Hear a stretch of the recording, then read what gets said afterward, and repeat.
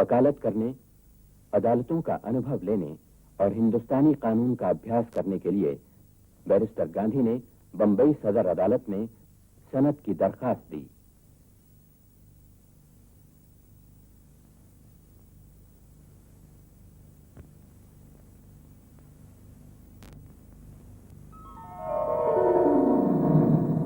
पोरबंदर की एक व्यापारी पीढ़ी की ओर से मुकदमा लड़ने गांधी जी 1 साल के इकरारनामे पर अप्रैल 1893 में अफ्रीका के लिए रवाना हुए।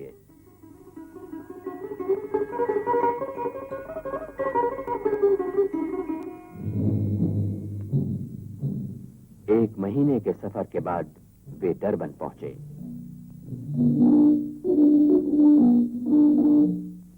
वहां की रंगभेद की नीति से गांधी जी स्तब्ध रह गए।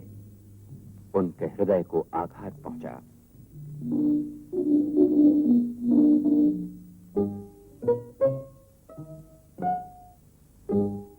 कुली बैरिस्टर कहलाने वाले गांधी जी को डरबन की अदालत में पगड़ी उतारने का हुक्म दिया गया।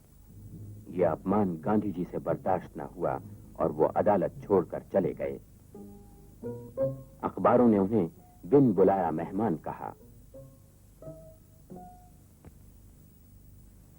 1 साल के बाद हिंद लौटने से पहले अचानक उन्होंने पढ़ा कि दक्षिण अफ्रीका की सरकार हिंदियों का मताधिकार छीनने के लिए एक बिल पेश वाली है।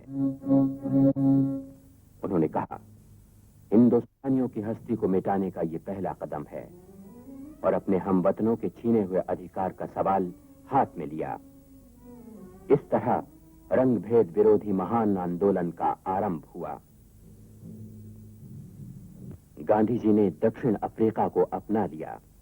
साथियों के सहयोग से उन्होंने नेटाल इंडियन कांग्रेस की स्थापना की, जिसका उद्देश्य था हिंदियों की कठिनाइयां दूर करना और गोरों से उनके संबंध बेहतर बनाना। इसके बाद उन्होंने सख्त मेहनत की और सालों दिल लगाकर संगठन का काम किया। हिंद के नेताओं के सामने अपनी मुश्किलें पेश करने का भी हिंदुस्तानियों ने गांधी जी को अधिकार दिया। 5 जून 1896 को 26 साल का ये नौजवान बड़ी जिम्मेदारियों को लेकर स्वदेश के लिए रवाना हुआ।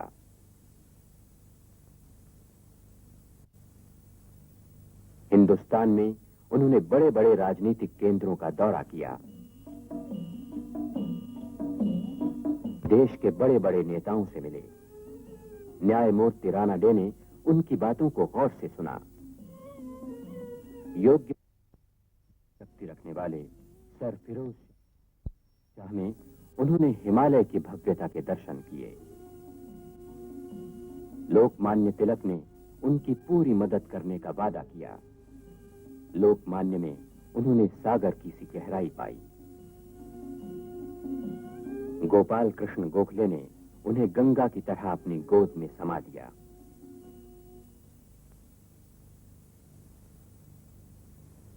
नेटाल से अचानक एक जरूरी तार मिलने पर गांधी जी 1896 के नवंबर में कस्तूरबाई के साथ हिंदुस्तान से रवाना हो गए। हिंदियों को निकालने के लिए उठाए हुए गोरों के आंदोलन के कारण उनके जहाज को डरबन की बंदरगाह से दूर ही लंगर डालना पड़ा और 23 दिन के बाद गांधी जी जैसे ही जहाज से उतरे, कुछ गोरे छोकरों ने उन पर पत्थर बरसाए, लातें मारी, उनकी पगड़ी उछाल दी। इस पर भी उन्होंने इन हुल्लड़ मचाने वालों के खिलाफ कोई कानूनी कार्रवाई न की। इसके बावजूद गोरों के दिलों में हिंदुस्तानियों के लिए द्वेष बढ़ता ही गया। डरबन के इस छोटे से मकान में गांधी जी के जीवन में आत्मनिरीक्षण की तीव्र इच्छा जागी। उनमें स्वावलंबन और सादगी की लगन पैदा हुई। सेवा कार्य के लिए उनमें अत्यंत लगन थी। उन्होंने एक छोटे अस्पताल में काम करना शुरू किया। 1899 की डच वसाहतियों और अंग्रेजों की लड़ाई में गांधी जी ने साम्राज्य से वफादार रहकर अंग्रेजों की मदद की, हालांकि उनकी हमदर्दी बोरों से थी।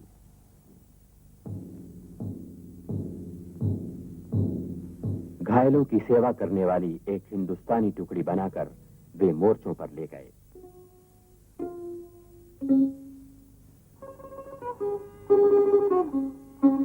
दुश्मन की गोलाबारी और तरह तरह की मुश्किलों का सामना करते हुए वे जख्मियों को अस्पताल पहुंचाते ही रहे।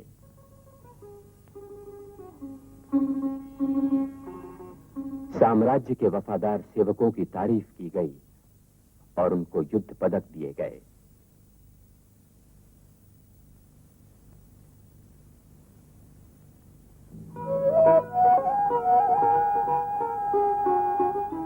छह साल दक्षिण अफ्रीका में रहने के बाद वतन लौटते वक्त हम वतनों ने गांधी जी को प्रेम से मानपत्र और कीमती तोहफे दिए।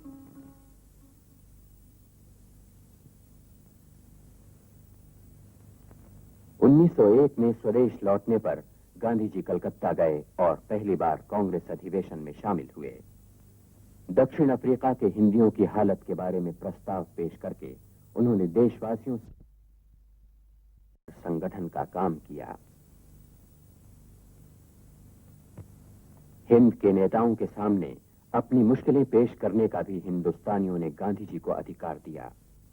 5 जून 1896 को 26 साल का ये नौजवान बड़ी जिम्मेदारियों को लेकर स्वदेश के लिए रवाना हुआ।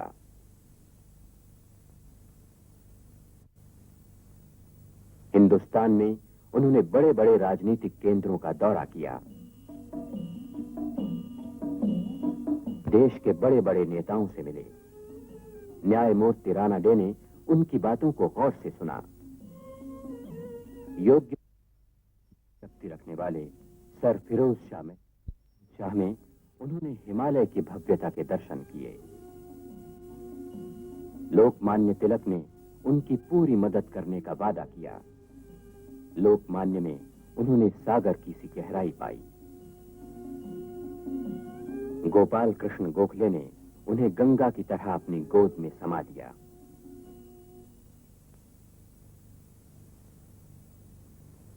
नेटाल से अचानक एक जरूरी तार मिलने पर गांधी जी 1896 के नवंबर में कस्तूरबाई के साथ हिंदुस्तान से रवाना हो गए।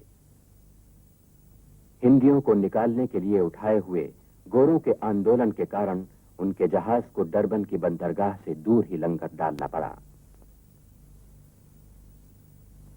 और 23 दिन के बाद गांधी जी जैसे ही जहाज से उतरे, कुछ गोरे छोकरों ने उन पर पत्थर बरसाए, लातें मारी, उनकी पगड़ी उछाल दी। इस पर भी उन्होंने इन हुल्लड़ मचाने वालों के खिलाफ कोई कानूनी कार्रवाई न की। इसके बावजूद गोरों के दिलों में हिंदुस्तानियों के लिए द्वेष बढ़ता ही गया। डरबन के इस छोटे से मकान में गांधी जी के जीवन में आत्मनिरीक्षण की तीव्र इच्छा जागी। उनमें स्वावलंबन और सादगी की लगन पैदा हुई। सेवा कार्य के लिए उनमें अत्यंत लगन थी। उन्होंने एक छोटे अस्पताल में काम करना शुरू किया। 1899 की डच वसाहतियों और अंग्रेजों की लड़ाई में गांधी जी ने साम्राज्य से वफादार रहकर अंग्रेजों की मदद की। हालांकि उनकी हमदर्दी बोरों से थी।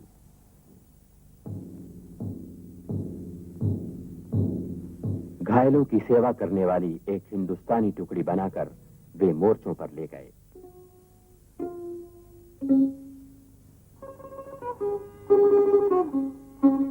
दुश्मन की गोलाबारी और तरह तरह की मुश्किलों का सामना करते हुए वे जख्मियों को अस्पताल पहुंचाते ही रहे।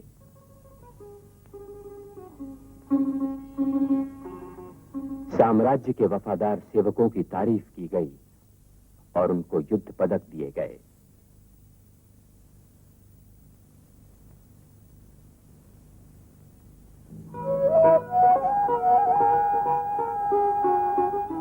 छह साल दक्षिण अफ्रीका में रहने के बाद वतन लौटते वक्त हम वतनों ने गांधी जी को प्रेम से मानपत्र और कीमती तोहफे दिए।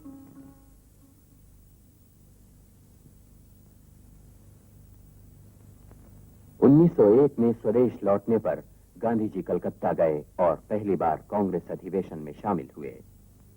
दक्षिण अफ्रीका के हिंदियों की हालत के बारे में प्रस्ताव पेश करके उन्होंने देशवासियों से हार्दिक सहानुभूति मांगी। कांग्रेस नगर में बेहद गंदगी थी। गांधी जी ने खुद सफाई का काम करके स्वयं सेवकों को स्वच्छता के सबक सिखाए। स्थायी रूप से ठिकाना बनाने से पहले गांधी जी ने देश भर का दौरा किया। मुसाफिरों की कठिनाइयां समझने के लिए उन्होंने तीसरे दर्जे में सफर किया।